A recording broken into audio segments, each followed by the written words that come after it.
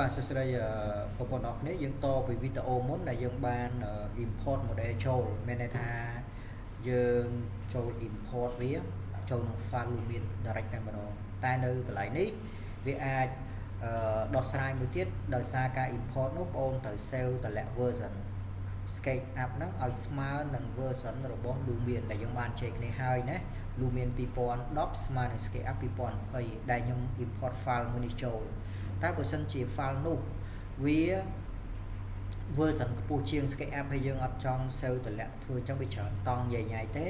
យើងប្រើវិធីមួយទៀតគឺ Lumion License ដោយកន្លែងនេះគឺខ្ញុំបានបើក file ដែលខ្ញុំបាន import ចូលនោះនៅក្នុង Lumion ហើយឥឡូវខ្ញុំបើកជា SketchUp ហើយខ្ញុំអាចចុច live វាទៅបានឧទាហរណ៍ថាករណីដែលអាច live link បញ្ចូលគ្នាចេះបានបងប្អូនត្រូវដឹងថាទី1គឺយើងត្រូវបើក file Lumion ដែលយើងបាន import model មួយនឹងចូលmodel មួយនឹងចូលដែរបើក file Lumion ដែលយើងបានធ្វើទុកហើយមែនទេហើយបន្តមកទៀតបើក file SketchUp ដែលយើងបាន import ចូលហើយបើក file SketchUp ដែលយើងបាន import ចូលហើយហ្នឹងហើយអ្នកទាំងនេះប្រើមុខងារ Lumion License នេះមុខងារ Lumion License នេះបងប្អូនអាច download យកនៅក្នុងក្រុម Telegram របៀបបញ្ចូលវាបងប្អូនអាចមើលនៅក្នុង Extension Manager ដែលបកគូវានៅក្នុង Windows Extension Manager របស់គ្នាយើងខ្លះអាចនៅក្នុង Extension វាអាចខុសគ្នាដែរនៅក្នុង SketchUp ណាអញ្ចឹងបងប្អូនចូលមកសំខាន់រក Extension Manager ដែលអាចនៅក្នុង Windows ឬក៏នៅក្នុង Extension សូមបញ្ជាក់ឡើងហ្នឹងណាអញ្ចឹងពេលដែលបងប្អូនបានមកហើយបងប្អូនចុច import នេះ install extension ហើយយើងចុចតែកន្លែងហ្នឹងមកហើយយើងរើសយក file ដែលបាន download ទុកហ្នឹងមកជាការស្រេចតែប៉ុណ្្នឹងទេ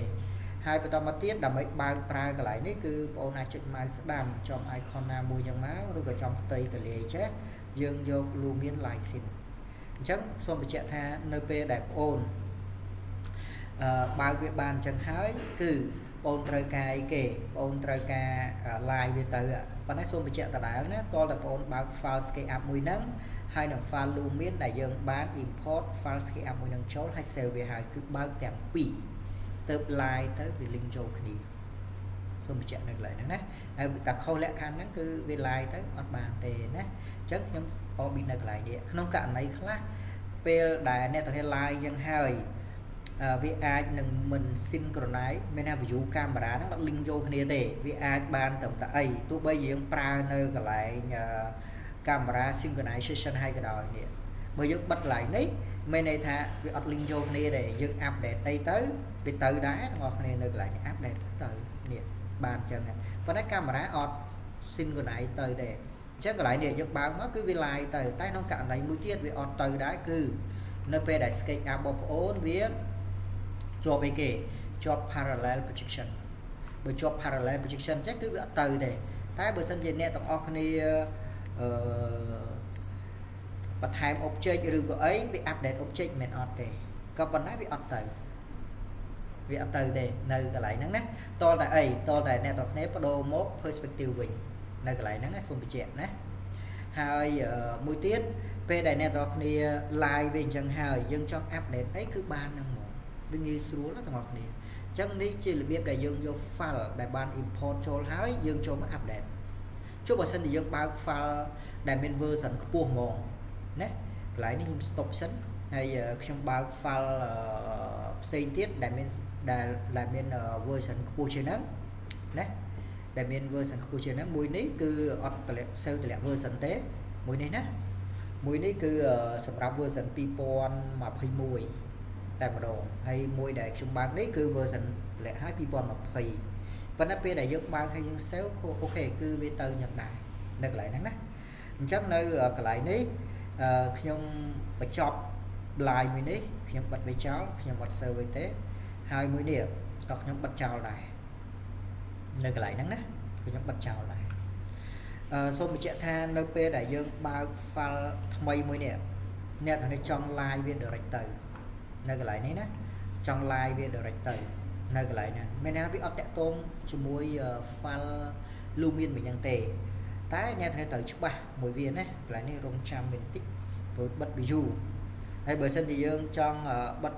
ផ្ដាច់វាហ្មងយើងអាច mouse ស្ដាំចំ task manager នេះមករក task manager ណាហើយយើងអាច mouse ស្ដាំចំ Lumion ប៉ុន្តែវាទៅហើយមានហ្នឹងណាអូខេបែបហ្នឹងអញ្ចឹង Lumen Lysin នេះនៅពេលដែល file មួយនេះណាគ្រប់អ្នកទាំងអស់គ្នាគឺ DW 3.4 មិញហ្នឹង DW 3.4 ហ្នឹងមាន2020ទៀតសម្រាប់សម្គាល់ version អញ្ចឹងនៅកន្លែងនេះមានន័យថាបើសិនជាយើងអត់ទាន់បាន live ឬក៏ import ចូលទៅ file Lumen ទេពេលដែលបងចាប់ដើមដំបូងអូខេគឺបងអាចចុច live ទៅវាអូតូបើក Lumen តែម្ដងនេះជាចំណុចមួយដែលបងត្រូវច្បាស់ណាចុចទៅវាអាចទៅដែរគាត់ណាវាសួរយើងហើយយើងចុច yes បន្តទៅបានហើយសម្រាប់ version មួយហ្នឹងណាអញ្ចឹងយើងរងចាំវាបន្តិចហើយវានឹងអូតូបើក file Lumen មកប៉ុន្តែ file Lumen នោះគឺ file ថ្មីគឺ file ថ្មីតែម្ដងបើមកគឺ file ថ្មីហើយ model ហ្នឹងគឺត្រូវបាន import ចូលអូតូត្រូវបាន import ចូលអូតូណានេះជាចំណុចមួយដែលយើងត្រូវដឹងនៅពេលដែលយើងប្រើលក្ខខណ្ឌ Lysin ណាទាំងអស់គ្នា Lysin ណាគឺយើងប្រើបែបហ្នឹងណា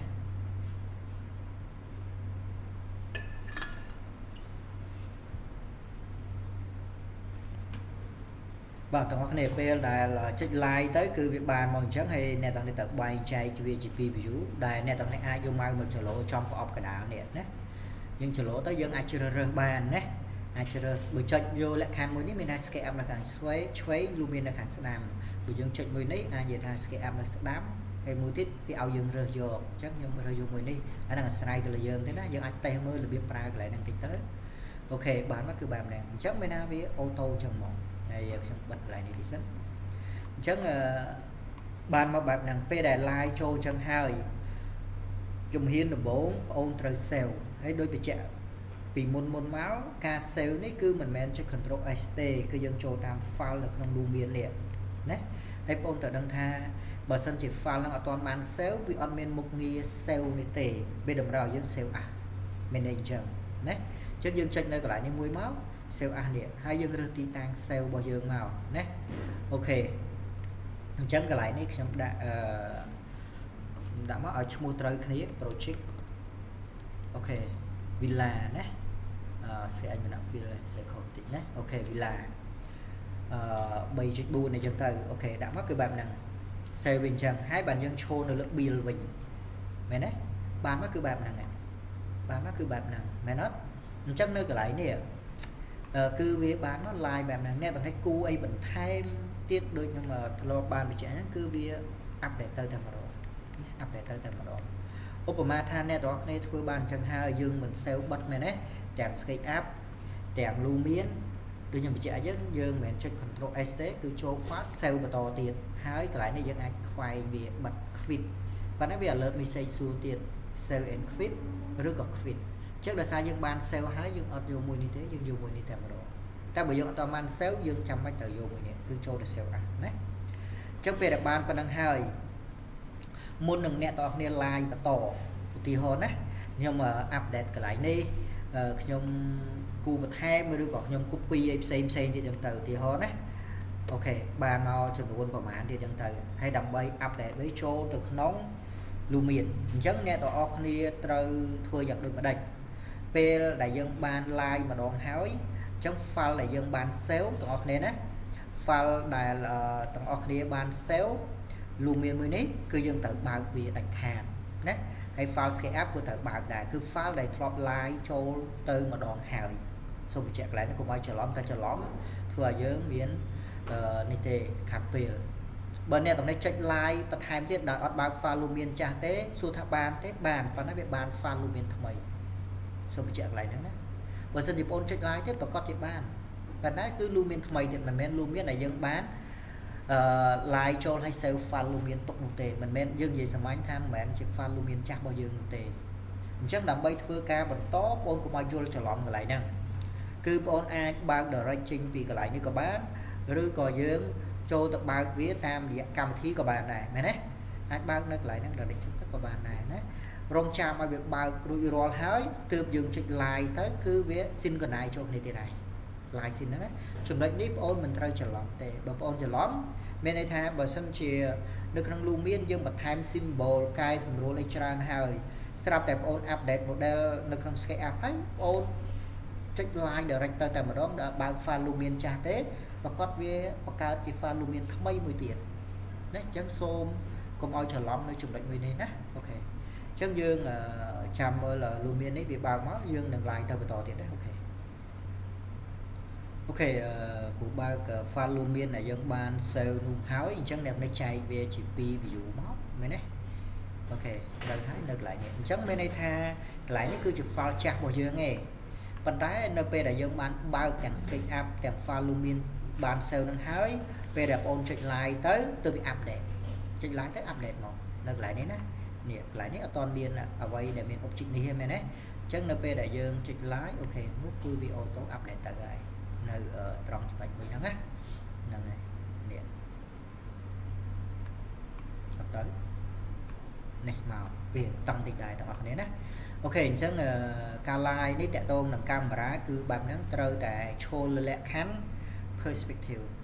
តែ parallel projection វាអត់ synchronize កាមេរ៉ាហ្នឹងទេវាបានតែ update object ទាំងអស់គ្នាណាអូខេអញ្ចឹងយើងបាន update បែបហ្នឹងហើយមួយទៀតនៅពេលដែលយើងទាញចូលអញ្ចឹងទាំងអស់គ្នាត្រូវដឹងថាកន្លែងនេះគឺវាយកលក្ខខណ្ឌផ្ទៃដីធម្មតាជាលក្ខណៈ plain អញ្ចឹងទាំងអស់គ្នានេះអញ្ចឹងធ្វើម៉េចអ្នកទាំងគ្នាមើលកន្លែងនេះដើម្បីឲ្យឃើញផ្លូវឃើញអីអញ្ចឹងទី1អ្នកទាំងគ្នាអាចឈរលើ select នេះហើយអ្នកទាំងគ្នា click ចំវាប៉ុន្តែយើង click បានទេបាននៅកន្លែងនេះណាដោយសារយើងឈរនៅលើ import model តែបើបងប្អូនឈរលើ transport នៅកន្លែងនេះអាចនិយាយថា select វាអត់បានទេអញ្ចឹងណាហ្នឹងអាចបែបហ្នឹងអញ្ចឹងយើងត្រូវឈរចំបោះវាឲ្យត្រូវទើបមាននិមិត្តសញ្ញានេះចាប់នេះឃើញទេហើយបងតែដឹងមួយទៀតនិមិត្តសញ្ញានេះគឺវាអាស្រ័យទៅលើ axis នៅក្នុង SketchUp ដែរទីតាំងនេះណាខ្ញុំធ្លាប់បានបញ្ជាក់ជូនដែរកាលពីវីដេអូដំបូងយើងរំកិលវាដោយប្រើ axis tool ណាមានន័យថាយើងកំណត់វានៅទីតាំងនៃ object របស់យើងទៅឥឡូវខ្ញុំបដូរថ្មីពីកន្លែងនេះមកដល់កន្លែងនេះអញ្ចឹងមានន័យថាខ្ញុំ click ទី1គឺកំណត់ទីតាំងគោលហើយខ្ញុំរំកិលម៉ៅរចំណុចទី2ដើម្បីកំណត់ទិសដៅ x ហើយមួយទៀតខ្ញុំឲ្យវាស្របនៅកន្លែងនេះដើម្បីសម្គាល់ axis y ហើយ axis z គឺវាអូតូតាមហ្នឹងបាទនោះគឺបែបហ្នឹងណាប៉ុន្តែទាំងអស់គ្នាឃើញថាកន្លែងនេះគឺវាយ៉ាងដូចផ្ដេចគឺវានេះវាស្មើកន្លែងនេះវាបានល្អទេមានថាវាស្មើនឹងផ្ទៃនេះអញ្ចឹងយើងអាចវាស់នៅកន្លែងនេះយើងប្រើ tape measure tool មកវាស់ចេះទៅប៉ុណ្ណេះមែន400 មែនទេទាំងអស់គ្នាប៉ុន្តែយើងទៅវាស់ដល់ផ្ទៃខាងក្រោមនេះទៀតនេះម៉ាននេះ408កន្លែងនេះ630អញ្ចឹងបើសិនជាអ្នកទាំងអស់គ្នាចង់ឲ្យវាឃើញកន្លែងហ្នឹងទី1អ្នកទាំងអស់គ្នាត្រូវ move វាឡើងបើអ្នកទាំងអស់គ្នាចុច move មួយនេះគឺមានន័យថាពេលដែលយើង select មកមានថាយើង move ដោយសេរីនេះនិមិត្តសញ្ញានេះ move free អញ្ចឹងមានថា move free នៅកន្លែងនេះអញ្ចឹងអ្នកទាំងអស់គ្នាអាច move មួយនេះ up លើក្រោមប៉ុន្តែកន្លែងនេះទាំងអស់គ្នាត្រូវដឹងថាយើងត្រូវប៉ាន់ស្មានមើលតម្លៃវានេះព្រោះអីវាអត់មានប៉ារ៉ាម៉ែត្រឲ្យយើងវាយទេក៏ប៉ុន្តែបងអាចប្រើវិធីមួយទៀតមួយនេះ move ឡើងលើចុះក្រោមមួយនេះ move លក្ខណៈក្នុងប្លង់ណាក្នុងប្លង់នេះ move ដោយសេរីលើក្រោមឆ្វេងស្ដាំអីយ៉ាងទៅតែបើបងចង់បានតម្លៃជាក់លាក់បងទៅសេរីនៅកន្លែងនេះហើយយើងវាយតម្លៃទៅកន្លែងនេះយើងគិតមិញហ្នឹងគឺ630មែនទេអញ្ចឹងកន្លែងនេះយើងដាក់មក0.ប្រមាណ63ព្រោះຂະຫນາតវាជាម៉ែត្របងអាចដាក់អញ្ចឹងបាននៅកន្លែងហ្នឹងណា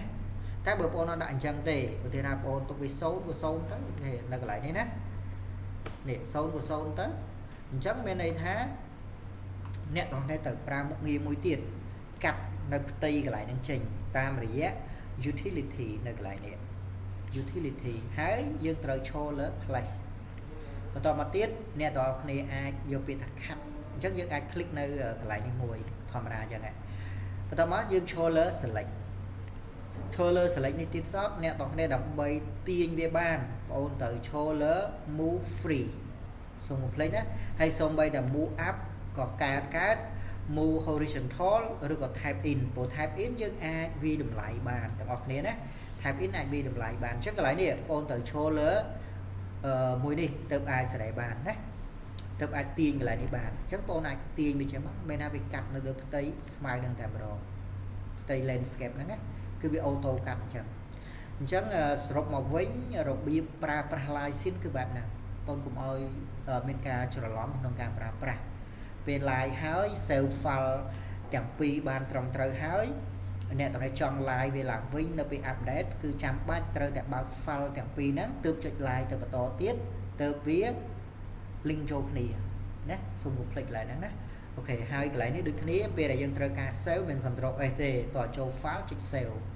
បែបហ្នឹងណាហើយចង់ធ្វើបន្តចូល build អញ្ចឹងទៅអញ្ចឹង Lumion license គឺបែបហ្នឹងណា